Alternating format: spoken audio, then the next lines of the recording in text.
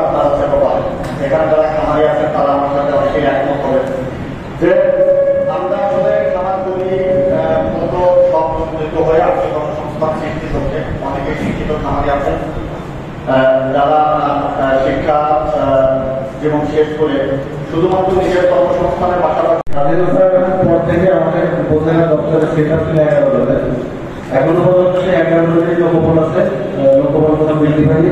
আর আমাদের কাশিয়ারিতে প্রতিযোগিতা মাত্র 4 জন। তো আমরা আমাদের প্রাণিত পুষ্টি চাহিদা পূরণের জন্য যে আমাদের যে বিপুল সংখ্যক যে জনগোষ্ঠী, সেই জনগোষ্ঠীর পুষ্টি চাহিদা পূরণ তার সাথে